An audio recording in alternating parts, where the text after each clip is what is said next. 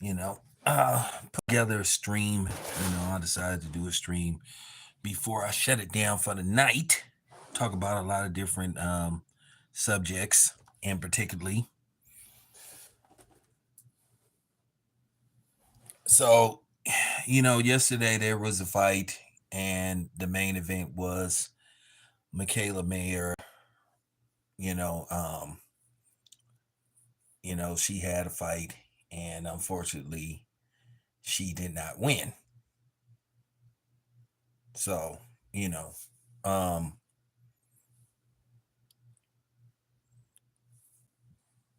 wait a second. Wait a second.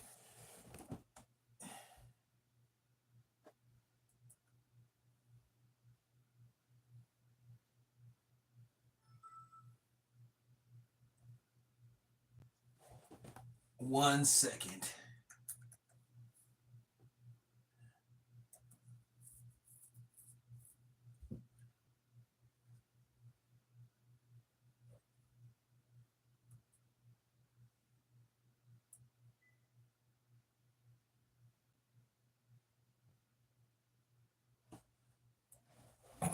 All right. Yeah. So Michaela Mayer came out short in her fight versus Natasha Jonas, and which she lost a competitive split decision. Now, some people are saying it was a robbery and it was some home cooking involved. And, you had Carissa Shields go on a rant about hometown cooking and all that kind of stuff. Um, this is my assessment of the whole thing, and I stand by what I said. Look, she just didn't do enough. I think in between the rounds. I think I'm gonna say this again. A lot of people just don't want to hear the truth about certain things, especially when it pertains to boxing, because a lot of times they want to push a narrative. Even some of the fighters want to push a narrative, just like Errol Spence. I'm glad he got called out by Kid Austin for basically what many people believe with common sense, that he just flat out lying and he's just being a sore loser, you know. And that's just all it come down to. What happened with him and Terrence Crawford? He just got his ass handed to him, and he just need to accept it and respect it and stop making these excuses because he looked weak as hell. He making himself look weak. He making his fans look weak, and he making the black community look weak. That's the difference a lot of times between the fighters of yesteryear versus the fighters now. Most of the time, when the brothers, fought and they lost, unless it was just something absurd that happened, they wouldn't make excuses. They wouldn't make excuses. But these dudes now, they know they can go to social media now because they have fan bases that'll believe anything they say. And all they got to do is push a narrative. And like I said before, the way Errol Spence and his fans have conducted themselves when they said, may the best man win, and they would give credit to whoever won. And then as soon as the fight is over, they've been trying to find a way to discredit Terrence Crawford from the gate. And then you got some dude, some clown on social media, like what he say is the gospel, sitting up here making accusations, accusing Terrence Crawford of being on PEDs. Like I said, the biggest perpetrators of white supremacy, sometimes you can make an argument, is black people themselves. You know, like I said before, black people fought for reparations and fought against police brutality and and fought to preserve our legacy and our history, what we contribute to this country, the better off we'd be. But black people would rather spend more time defending people that don't look like them, thinking that we have these allies that don't exist. We always worried about helping other people out, and they don't do the same for us. And like I said, it's just been an embarrassing moment these past couple of 6 months. These past 6 months. Post Terrence Crawford, Errol Spence, with all this crying and whining, and like I said, people making up making up fake videos accusing Terrence Crawford of just doing everything under the sun except giving him his just due. And it just goes to show you that these people's word don't mean shit. It even got to the point to where some of these aerospace extremists was threatening people and all that stuff. I still cannot get over the fact that that fake ass Black Bluto looking nigga was literally trying to insinuate that he wanted to pull up, and I'm still waiting for him to pull up, and I know he's still listening to my videos, and I'm just telling you, if you pull up on me, you're gonna get the living shit beat out of you. I'm gonna humiliate you. I'll promise you that. I'm still mad about that shit. And that's how stupid some of these dudes are too. They literally got mad at you because you wouldn't be an aerospace extremist. And they tried to make it look like you were a op or Uncle Tom or a coon or something, like dumbest shit I ever seen. Just degenerate and just ignorant behavior and embarrassing behavior of Black people, leading up to this whole thing. But I don't know. So another thing that's going on, you just starting to hear a whole bunch of different things. Your Excellency is saying that, hey, he wants to call Al Heyman. He wants to figure out a way to make Devin Haney versus Tank eventually sometime this year. Now you're hearing this stuff about Tank can't leave the house because he's on probation and they won't allow him to travel. Listen, let me explain something to y'all. Money talk, bullshit runs the marathon. If Tank really serious about trying to fight Devin Haney, he can go to court and he can make special arrangements. Let me explain something to you guys. I know how the judicial system works and I know how the court system works. I was on probation and I was working and I wasn't supposed to leave town, but they called me to do a job. My job sent me to work out of town. They sent me to work in Upper Marlboro, Maryland. Okay, they sent me to work out there. I'm in California. I'm on probation, all this kind of stuff. So all I had to do, I went to the judge, got an emergency hearing, told the judge I was going out of town. The judge said, "Are you going out of town to work?" I said, "Yes." He said, "When will you be back?" I said, "I don't know when I'll be back, but I said at the most part, I shouldn't be there no longer than 2 or 3 weeks." So you know what the judge said? The judge said, "Okay, as soon as you get back in town, just come see me." Well, when I was done with the assignment, I went back to see the judge, showed him proof that I was out of town, showed him the hotels I stayed at and all that kind of stuff and what state I was in. No harm, no foul.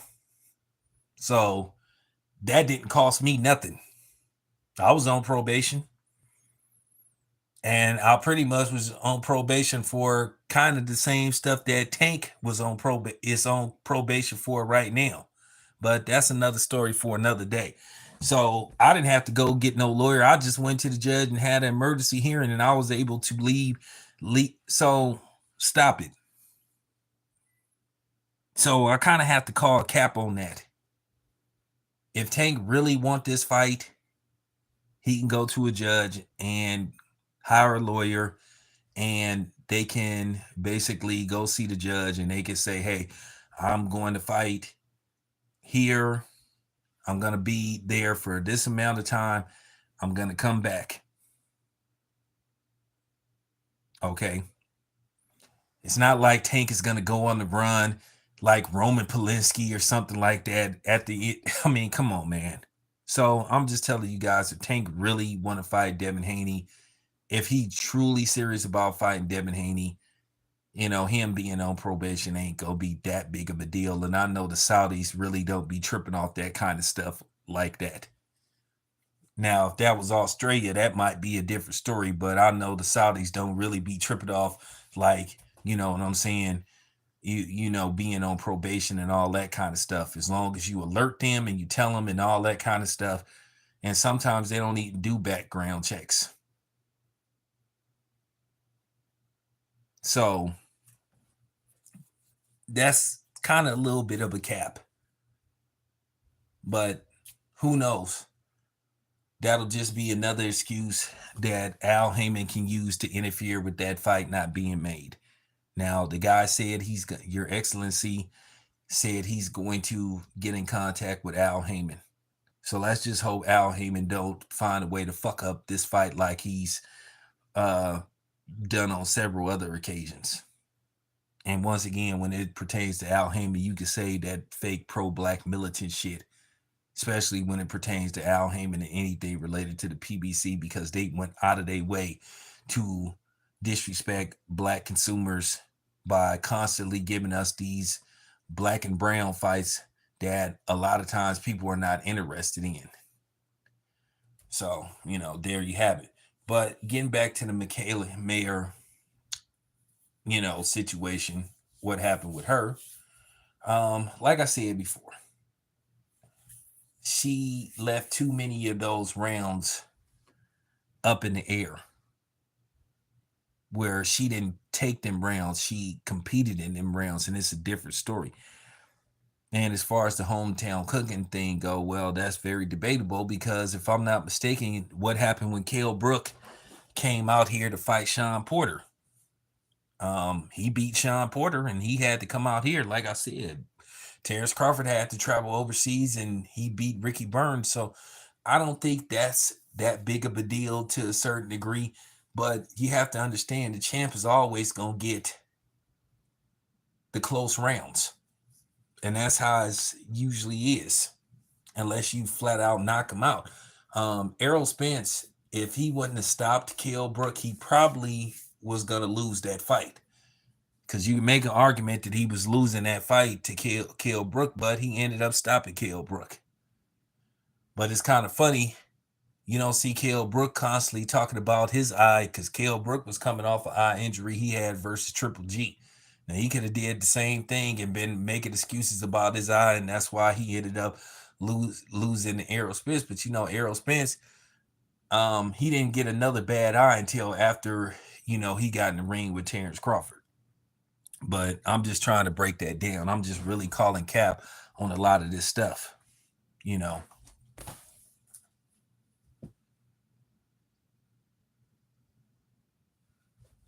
I just think that Michaela Mayer, she just keep doing the same thing. In the Bumgardner fight, it took her too long to get going. And by the time she finally got going, she kind of, fell behind. She fell behind. She fell well behind in that fight. Now she did, she did make a run towards the second half of the fight, but I thought it was too little too late. And another thing that they're gonna have to do, this is just real talk. They're gonna have to do away with 2-minute rounds, because that's really handicapping these women to where that's playing a possible role in the outcome of these fights. Because I think these women should have at least 3 rounds like everybody else to fight and figure and execute their game plan.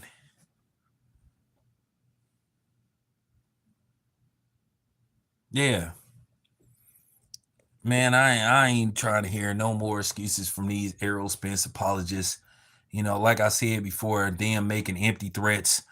One dude, he was sitting up here, I was waiting for him to show up in Frisco. I was waiting for his bitch ass to show up in Frisco, but he didn't do it. But it is what it is, though.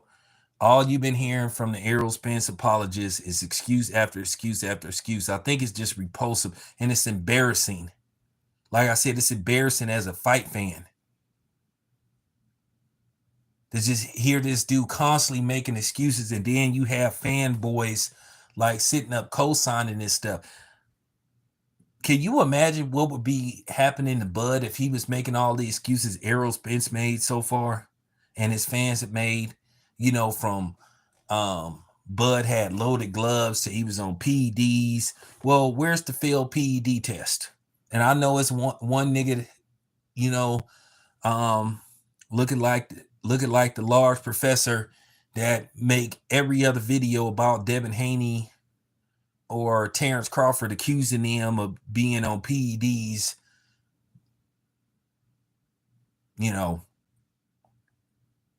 What's so funny is they act like they the only ones that received snack products and used it.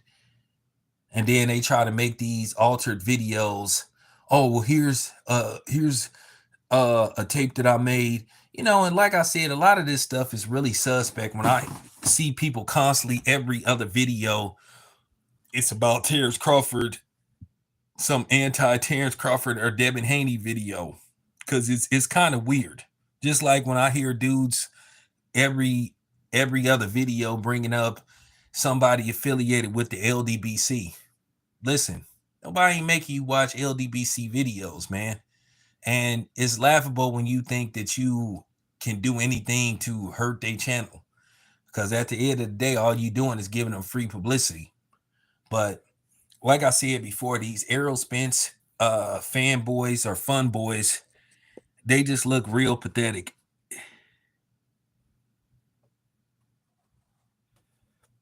Hey, so Bud and Devin Haney is the only one that got PEDs, but everybody else got some bad stuff. So everybody got some stepped on snack products. So, keep in mind that there's drug testing before the fight and after the fight. Obviously, if you took some snack products and it had something, a banned substance, it's going to show up in the drug. It's going to show up in a post-fight drug test or before. So where's the reports of Terrence Crawford failing a drug test? Where's the reports of Devin Haney failing a drug test? So let me get this straight. So Terrence Crawford and Devin Haney is getting products from Victor Conti and Snack, but they're PEDs. So what happened with Mario Barrios? He uses Snack. Jerron Buzinis has dealt with Snack. Caleb Plant has dealt with Snack. So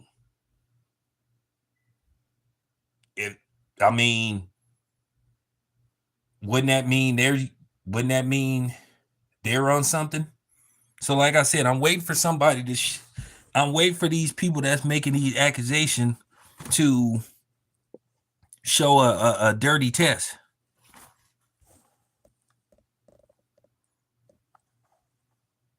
I'm waiting for so like I said, where's Bud's dirty test at? Where's his test results at? His dirty test results. Where's Devin Haney's dirty test results? Like I said, a lot of these dudes on here are just clowns. They're clickbaiters. They're attention whores. They're doing everything in their power to try to get subscribers and get views and get notoriety to their channel, and they doing it. They going about it the wrong way.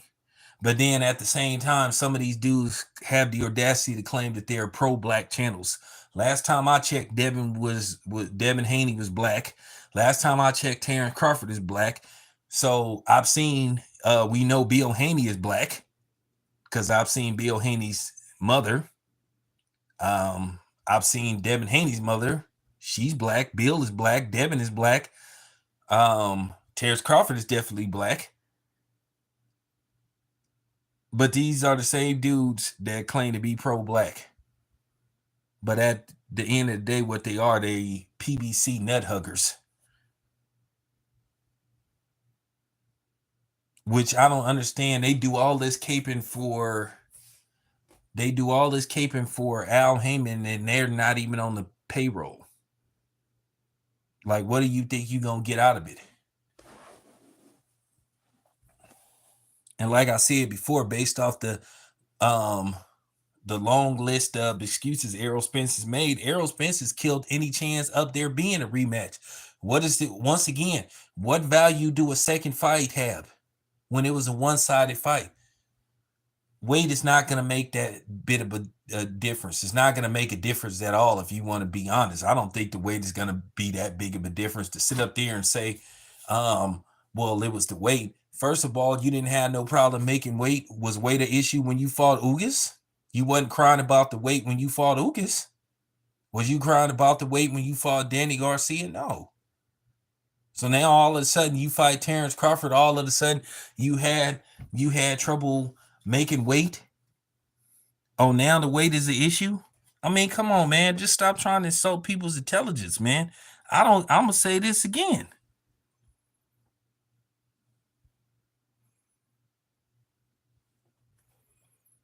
I'm gonna say this again. I don't give a damn about, and you can send this to Errol Spence. Errol Spence been acting like a sore loser and a crybaby, and want people to feel sorry. Listen, dude, you signed a contract, man. Like I said, you was healthy when you walked to the ring. Wasn't nothing wrong with you.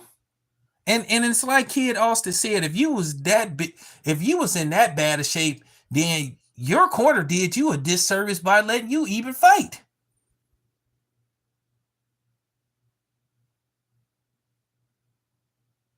Okay. Keep in mind, Harvey Dock stopped the fight. It wasn't Derrick James.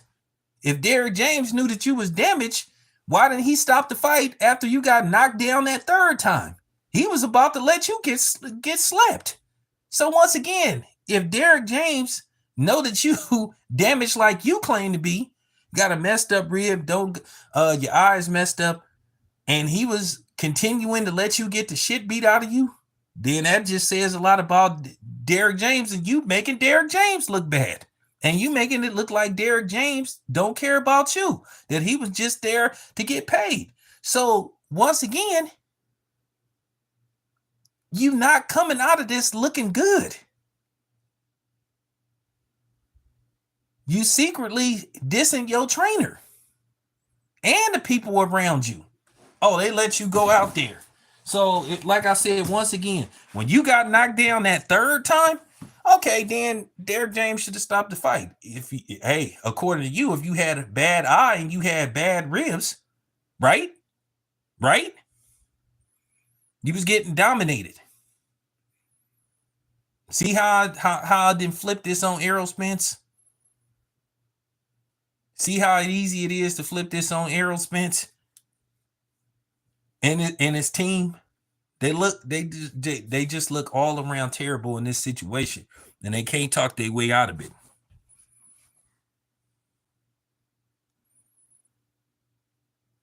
Nah, Errol Spence ain't solid. Errol Spence ain't solid at all. Because if Errol Spence was solid, he wouldn't be making these excuses, and he wouldn't have let his fans make all these excuses. Because to me, Errol Spence then conducted himself like a complete coward and a sore loser, and it need to be said. Because Errol Spence know what was being said. Errol Spence should have said, hey, to all my fans, the best man won that night, and it was Terrence Crawford. Nah, I couldn't disagree with you more. Errol Spence is part of the problem. This stuff been going on for months. Errol Spence don't have no problem getting on Twitter and Instagram for anything else.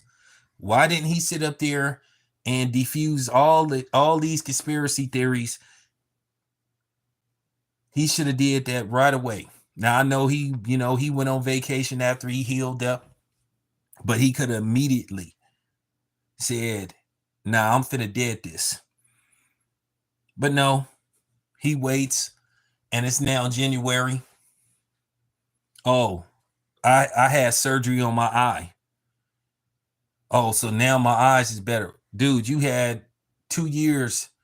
You had 2 years to get your eyes fixed. You didn't fight for a year.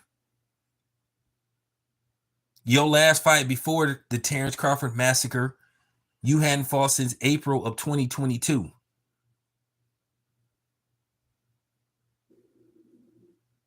You could have got your eyes fixed right then and there. What, you didn't have the money?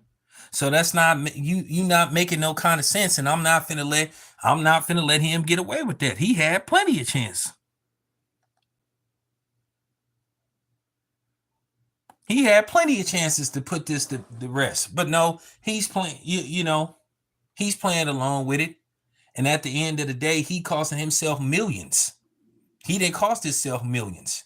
But then again, the fight was so one-sided, it was no reason to see listen, had it been a back and forth fight where Errol Spence dropped Terrence Crawford, did Terrence Crawford drop Errol Spence, and then they went at it, and it was and it was a competitive fight up until the stoppage, then people would be calling for a rematch.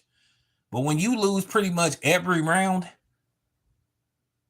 ain't nobody trying to hear no stuff about your eye and you and it was the weight and all this kind of stuff, because like I said before,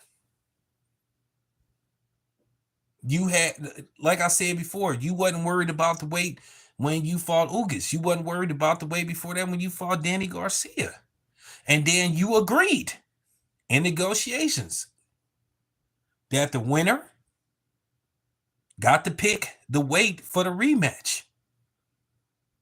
And if Terrence Crawford wants to fight you at 147, so be it. But Terrence Crawford has already decided to move on, and I don't blame Terrence Crawford for moving on. Why would I fight a dude who's displayed nothing but poor sportsmanship?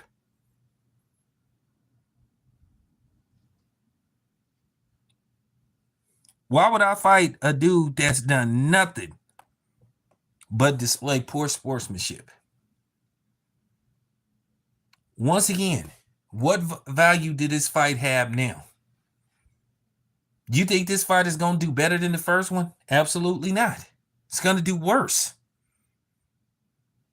And I keep saying that. So I don't blame Terrence Crawford for moving on. Yeah, he need to focus on Costazu. So, but let me talk about something. Let me talk about something else.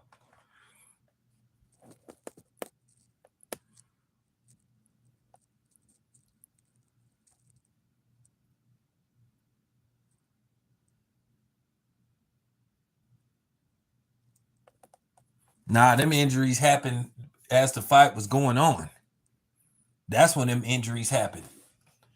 Go listen to the Kid Austin interview with Fight Hype, and he'll break a lot of this stuff down. So he basically said Errol Spence was lying, which I'm inclined to agree with him and be like, I think Errol Spence is not telling the truth as well. So, now this is what I know so far. As far as the other fight go, what's Devin Haney's next move gonna be? Rolly is available because basically Ryan Garcia pulled out of the fight, but he may be fighting Pitbull Cruz. Once again, same old with the PBC, not wanting to let their fighters fight outside of the PBC brand. Because that's what Al wants to do. He wants to keep everything in house. He doesn't like to sub, you know what I'm saying, sub promote and do promotion and do co-promotional fights with other companies unless it's absolutely necessary. Why you think the PBC don't never do purse bids? Name me one time the PBC won a purse bid. Because they don't be wanting to do cross promotional fights unless I'm talking about when all else fails, then they may do it. So I do know for a fact that Team Haney has got in contact with Adrien Broner. Now I'm gonna say this with Adrien Broner. Adrien Broner is gonna have to be realistic. There is no $20 million out there for him to fight Devin Haney. Okay. Devin Haney hasn't even made 20 million in a fight. So Adrien Broner has to be realistic and he needs to come back down to earth. But I know for a fact that they have reached out to his team. Um, Now it comes down to Don King, because I think Don King is Adrien Broner's current promoter. It all is going to come down to what Don King requires, and then Adrien Broner, and then um, after that, then they could possibly see, can they, go to phase two, which is try to find a date and a location. They want to fight in Atlanta. You know, I talked to Bill. I did some research. I told him the State Farm Arena is available. Has some Saturdays available in April. It looked like March is all booked up. Um, May is a possibility, depending on what happens with the Hawks. You know, if they go to the playoffs or not, or whatever the case may be. So, you know, but if everything goes well, you could see an April showdown between Devin Haney and Adrien Broner. Like I said, it's really gonna come down to Adrien Broner if he doesn't price himself out. You know, if he doesn't ask for a ridiculous amount of money. I'm not gonna say how much he should take or how much he should take, but he's being unreasonable asking for $20 million. There's no $20 million out there for Adrien Broner at this point. I don't even think he made um I don't even think he made eight figures versus Manny Pacquiao.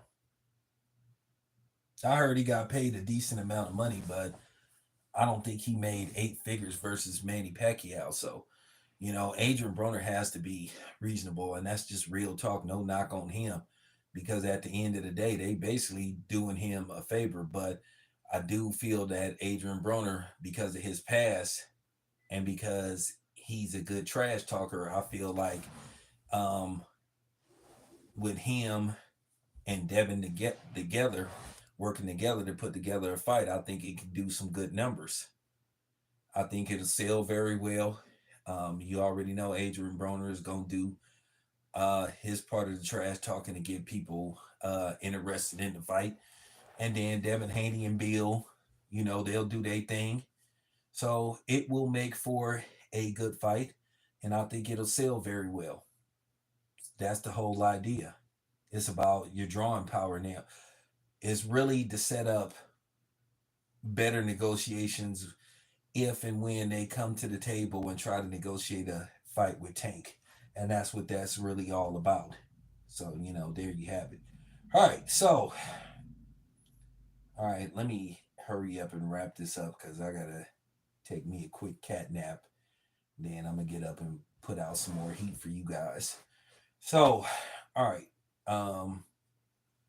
It looked like Canelo will return in May, either versus Jaime Mugia, which I find very odd because last time I checked, Jaime Mugia is Mexican, and you heard Canelo say um, he don't see himself fighting any more Mexicans.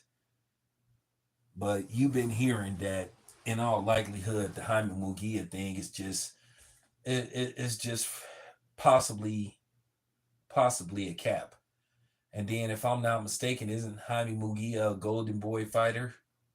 So, do you think at this point Canelo would want to fight once again on a Golden Boy card because of the way him and Oscar parted ways? So you have to take that into consideration.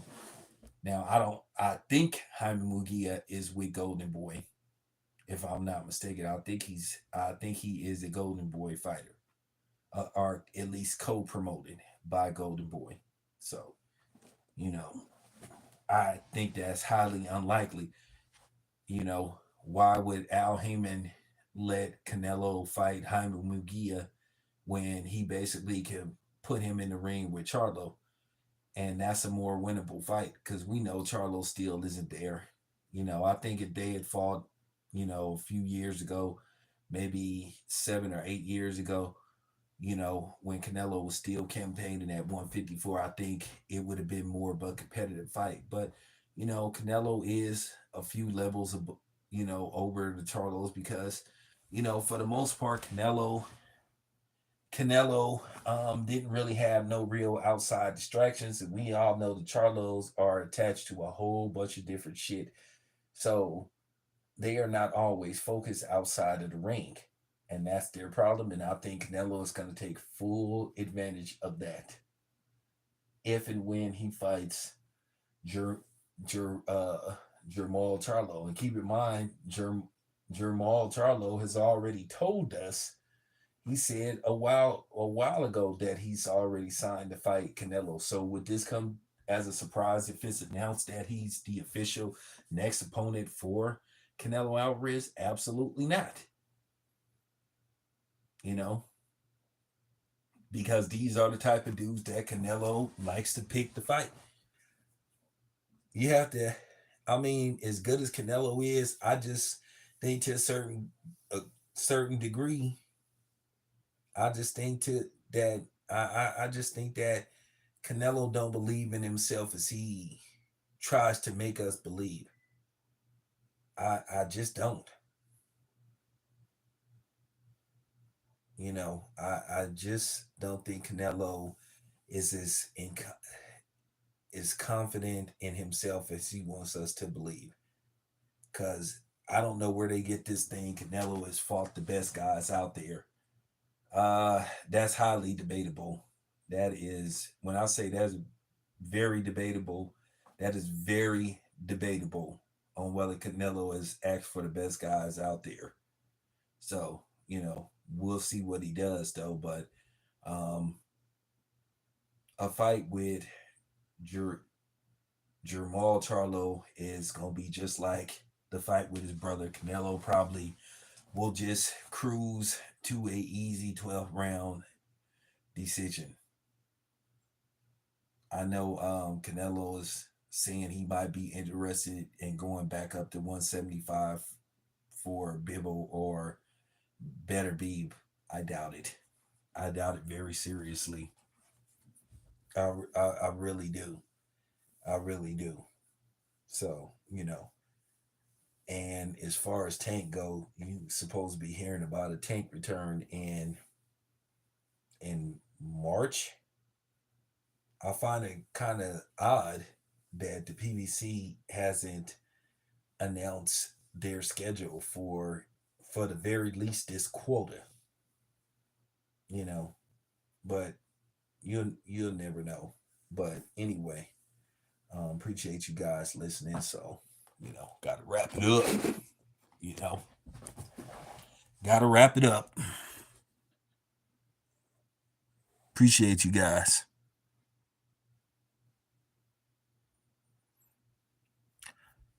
Broner would be nuts if he don't take that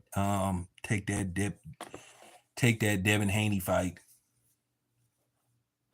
I don't think Don is gonna screw this up. I think Don knows a chance to get a nice little cut, and then Adrien Broner to get a decent payday.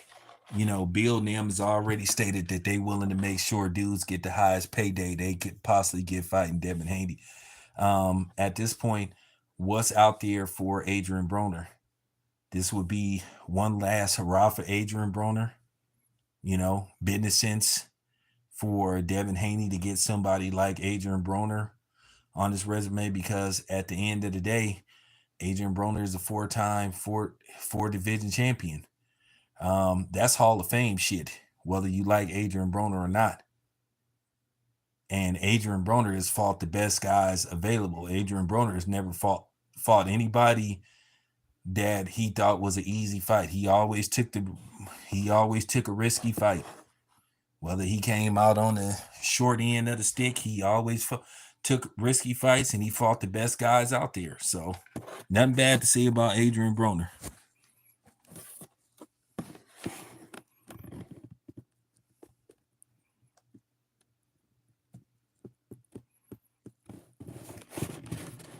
Um, they already said that David Morrell is not on the cards right now. They said that David Morrell isn't ready for them, and that might be true. David Morrell, that's a fight you could save for later on down the line. That's a fight you don't have to make now. And Billy, we'll have to see. But David Benavidez, he needs to do something because he may not be. I don't think he's gonna get the Canelo fight. Canelo has just made it blatantly clear he doesn't want to fight Canelo. Now, keep in mind, you saw Mauricio Sullivan when I covered the Devin Haney Regis fight, changed his mind again after demanding and saying that they was gonna make Canelo fight David Benavidez and by May, or they was gonna strip him, and then he changes his mind. So there you have it. There you have it. I'm out.